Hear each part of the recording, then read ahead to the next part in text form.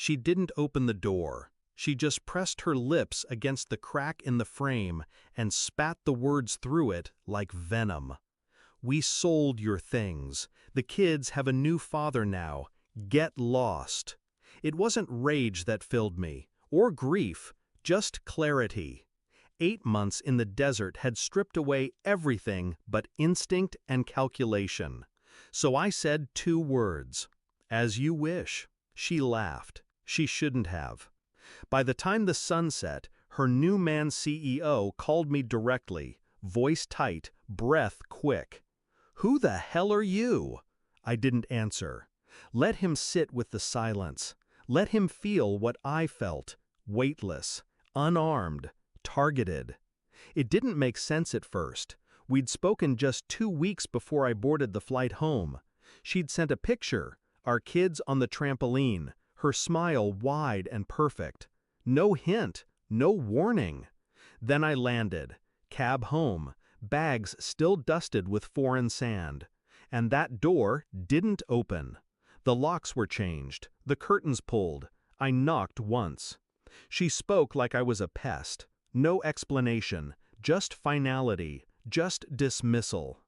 I stood there for a long time, long enough for the neighbor's porch light to flicker on. I didn't beg, I just made one call. Not to her, not to my mother, to the only man who owed me a favor he could never repay, my lawyer. The one whose son I dragged out of a burning convoy 6 years ago. He didn't ask questions, just said, "Give me 8 hours."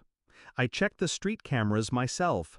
The man had been coming over for 3 months, always when I called from overseas, always after the kids were asleep, sloppy.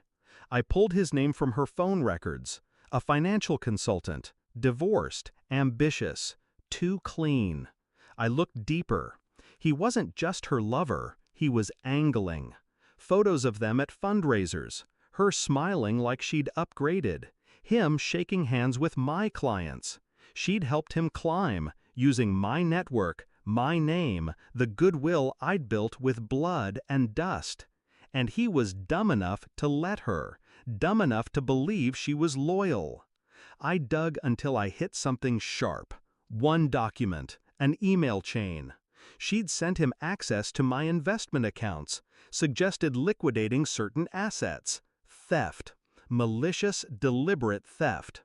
For a man who fancied himself corporate royalty, he had no idea the walls he'd just walked into. I sent the email to my lawyer. Subject line, "Pull the pin."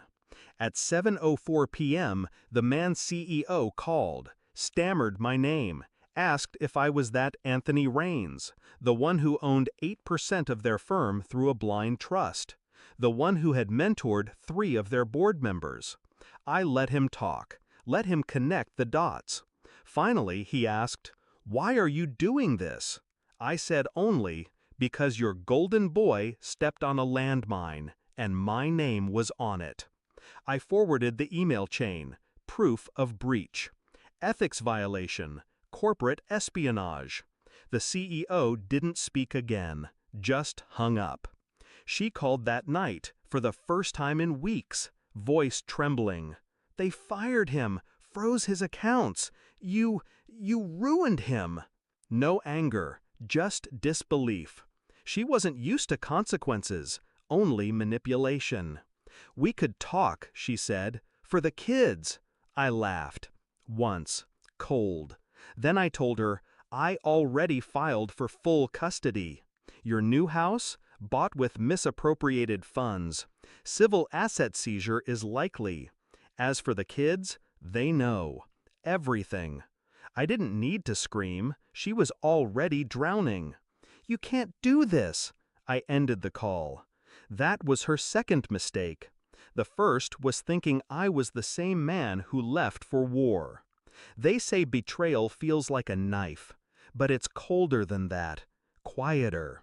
It feels like standing at your own front door, hearing the life you bled for being given away like trash left on the curb. But I didn't bleed for nothing.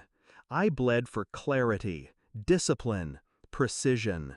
Now I have my kids, A clean slate.